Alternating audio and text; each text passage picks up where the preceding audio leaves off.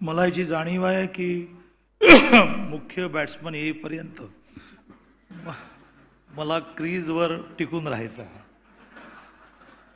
मला वाटलं माधुरीताई जरा चांगली बॅटिंग करतील, पण त्या कमी शब्दामध्ये जास्त बोलण्यासाठी प्रसिद्ध असल्यामुळे कमी शब्दात जवळजवळ अण्णाचे सगळे पैलू मांडले, पण मला काही त्या क्रीज न सोडण्यासाठी उपयोगी नाही पडल्या.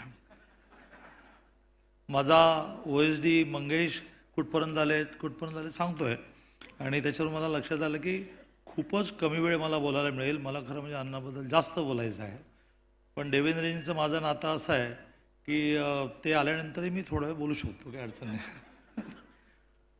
आज एखादा आपल्या घरचा कार्यक्रम असावा अशा भूमिकेत आणि अशा उत्साहाने आपण सगळेजण इथे आलेलो आहोत.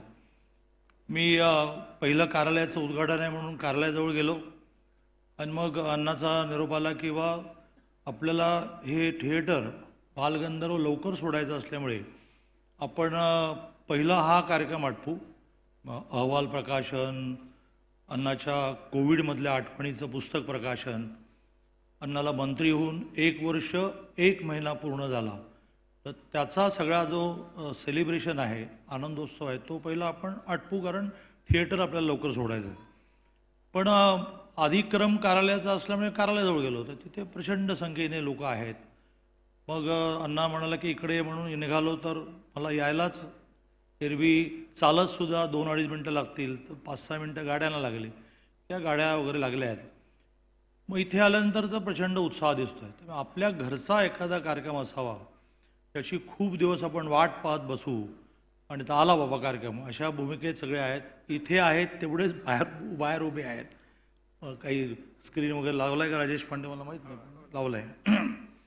तर असा जो एक आपल्या घरातला वाटावा असा कार्यक्रम, खरं म्हणजे अण्णा ज्यावेळेला खासदार झाला त्यावेळेला आपल्या सगळ्यांना वाटलं मी खासदार झालो. गल्ल्यांमधल्या कार्यकर्त्याला असं वाटलं की आता आपलं दिल्लीत चालणार आहे, अण्णा आहे की आपलं तिथे. मग अण्णा मंत्री झाल्यानंतर अनेकांना वाटलं, आश्चर्य वाटलं, आनंद झाला, आणि कॉन्फिडन्सही वाढला की आता दिल्लीतल्या कामाला आपल्याला काही अडचण राहणार नाही. तर असा आपल्या सगळ्यांचा मित्र, ज्याला अजूनही आपल्याला अण्णा म्हणायला थोडं जड जात आहे, म्हणजे त्यालाही असं वाटतं तुम्ही अण्णा काय म्हणता यार. पण या निमित्ताने मला काही गोष्टी अण्णालाही सांगायच्या तुम्हालाही सांगायच्या की मुरली ते अण्णासाहेबला वेळ आहे, परंतु मुरली ते अण्णा असा जो प्रवास झाला आहे तो आपल्या सगळ्यांना थक्क करणारही आहे. विश्वासही न अण्णा मंत्री झाला असं चिमटा करतो आपण, विश्वासही न बसणारा आहे, परंतु ती फॅक्ट आहे, ती वस्तुस्थिती आहे. आणि मला असं वाटतं की मी एक चांगला भविष्यकार आहे, राजेश सारख्यांना त्याचा अनुभव आहे, आणि भविष्यापेक्षा मला इंट्युशन जास्त आहे. त्यामुळे त्या माझ्यातल्या इंट्युशनला आणि भविष्यकाराला सांगण्याची आवश्यकता नाही की अण्णा किती मोठा होणार आहे. आणि त्यामुळे तो जसा जसा मोठा होईल तसतसं आपल्या सगळ्यांनाही हे लक्षात आलं पाहिजे की मुरली अण्णा आता आपले नेते झाले आहेत, राष्ट्रीय नेते झालेले आहेत, आणि त्या अदबीने म्हणणार नाही, त्यालाही आवडणार नाही, पण त्या प्रकारचं देवेंद्रजी आल्याची चाहूल लागलेली आहे. अण्णा आणि माधुरीताई उठल्या, तो प्रोटोकॉल आहे, प्रोटोकॉलमध्ये मी पण जायचं असतं, पण मला इथे अडकवून ठेवलं आहे ते. त्यामुळे आपण सगळेजण अण्णाच्या ह्या प्रगतीमुळे खूप आनंदित झालो. आज या कार्यक्रमाला खूप मोठी व्यासपीठावर यादी उपस्थित आहे. नॉर्मली मी व्यासपीठावरच्या 2 किंवा 3 प्रमुख लोकांचाच उल्लेख करतो, कारण माझं आता कार्यक्रमाच्या बाबतीतसुद्धा हळूहळू म्हणणं आहे, आणि खूप इथे कुलगुरू वगैरे बसले त्या सगळ्यांना म्हणणं आहे की कार्यक्रमाचा साईज जरा कमी करा. मग साईज कसा कमी करता येईल, तर हे पुष्पगुच्छ देणं, बरं द्यायचं ना, एक काहीतरी द्या, शाल पण देणार, मग पुष्पगुच्छ पण देणार, मग नारळ पण देणार, एक पुस्तक पण देणार, एक झाड पण देणार. एका माणसावर 2-2.25 मिनटं आपण वेळ घालवतो. एक तर देऊ नका, म्हणजे आम्ही खरं म्हणजे यायला पाहिजे हे आमचं कर्तव्य आहे, तर आल्याबद्दल हे एवढं कसं बोललं.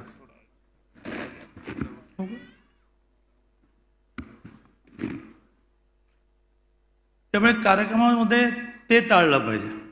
दुसरं, प्रत्येकाने ही मोठी यादी वाचायची.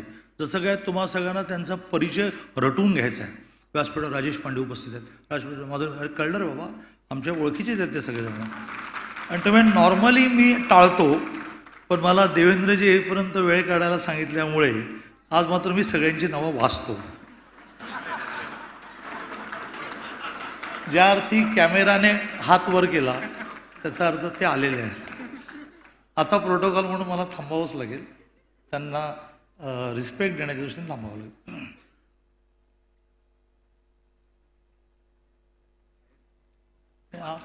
इथला कॅमेरा वर गेला म्हणजे आले.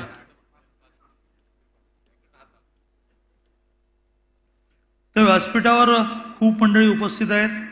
आपल्या राज्याचे अध्यक्ष यायचे आहेत, रवींद्रजी चव्हाण.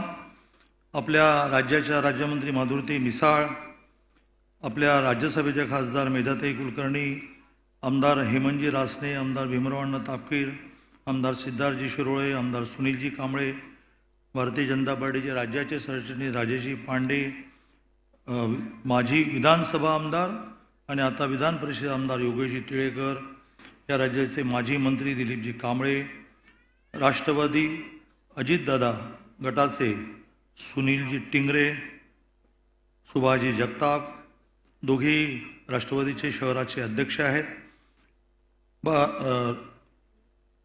शिवसेनेचे म्हणजे एकनाथजींची शिवसेना, खरी शिवसेना, त्याचे शहराचे प्रमोद भानगिरे. खरी म्हटल्यानंतर काय झालं, खरी राष्ट्रवादी, खरी सेना. सुप्रीम कोर्टाने चिन्ह पण देऊन टाकलं ना. तर असे प्रमोद भानगिरे, अजय भोसले, RPIचे संजयजी सोनवणे, RPIचे परशुरामजी वाडेकर, शहराचे माजी अध्यक्ष आणि माजी आमदार जगदीशजी मुळीक, पुणे महानगरपालिकेचे सभागृह नेता माजी गणेशजी भिडकर, पुणे महानगरपालिकेचे सभागृह नेता माजी मान्य देवेंद्रजी आलेले आहेत. आपण सगळेजण, मी त्यांना आल्या छत्रपती शिवाजी महाराजांना वंदन करण्याची विनंती करतो, कारण तुम्ही येण्यापूर्वी दीपप्रज्वलनासहित सगळं पूर्ण केलेलं आहे.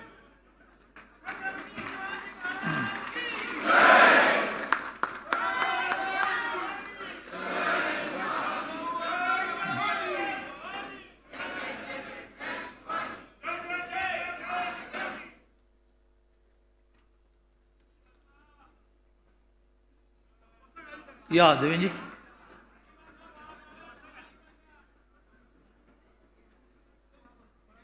किती फरक पडतो कार्यक्रमाच्या वातावरणामध्ये.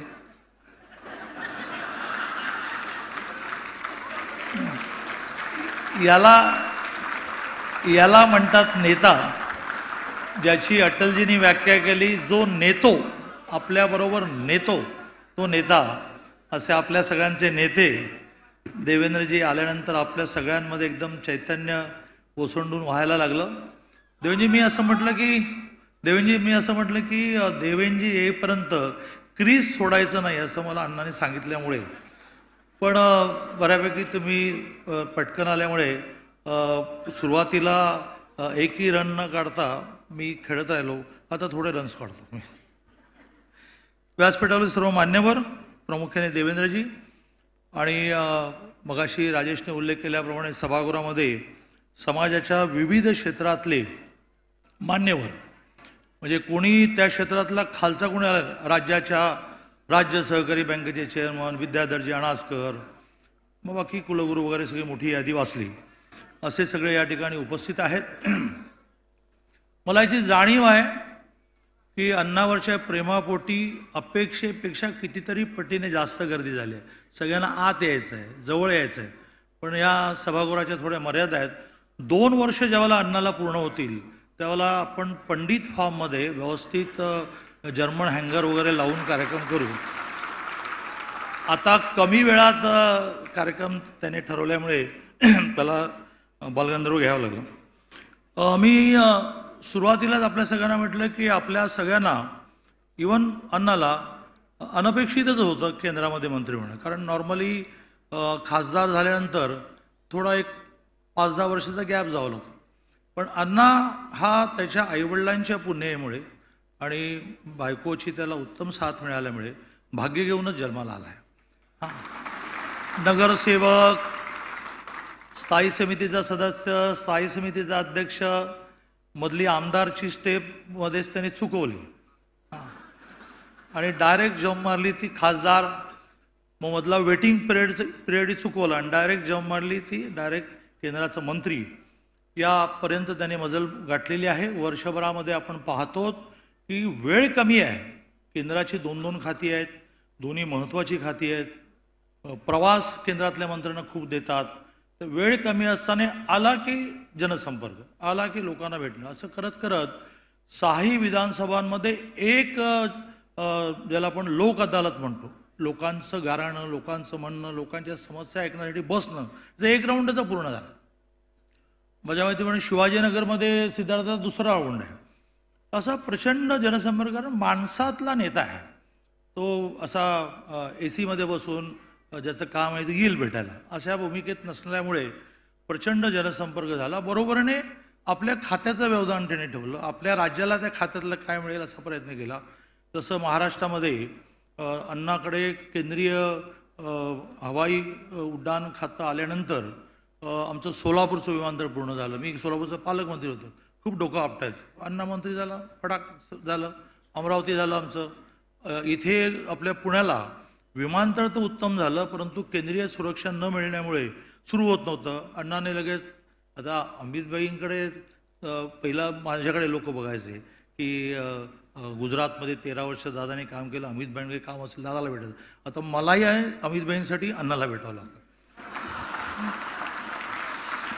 आणि त्यामुळे लगेच त्यांनी केंद्रीय सिक्युरिटी मिळवली आणि आपलं विमानतळ सुरू झालं. अशी खूप मोठी यादी माझ्या मनावर प्रेशर आहे की आपल्याला देवेंजींना पुरेसं ऐकायचं आहे. कारण देवेंजींचा स्वभाव असा आहे की ते बॉडी लँग्वेज जाणतात आणि जर त्यांना लक्षात आलं की हा हॉल लवकर सोडायचा लवकर आटोपतील, त्यामुळे मी फार बोलत नाही.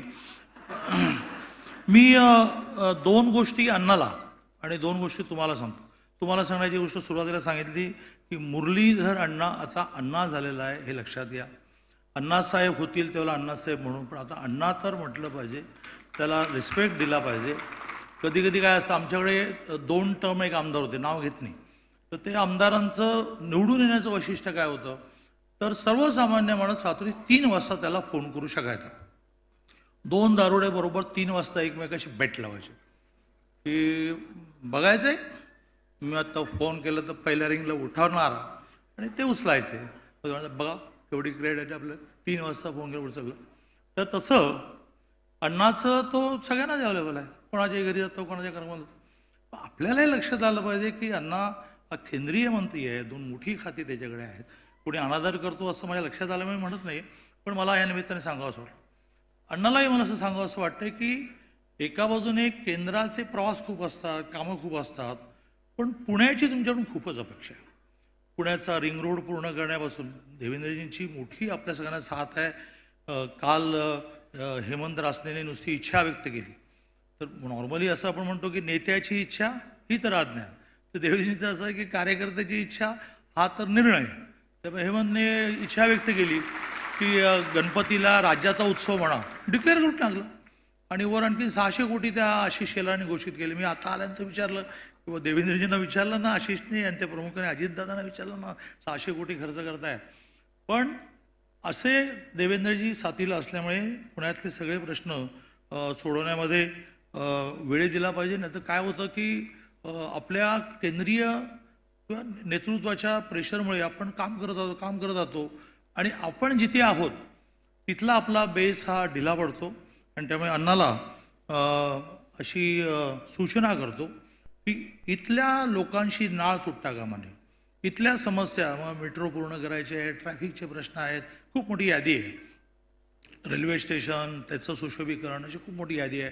अशा सगळ्या विषयाकडे तुमचं लक्ष असावं असं आवाहन करतो. आणि खरं म्हणजे टुकू एक रन्स काढण्यासाठी मी उभा राहिलो, पण मला लवकर आल्यामुळे देवेंजी डायरेक्ट 4-6 माराव्या लागल्या. मी माझं भाषण संपवलं.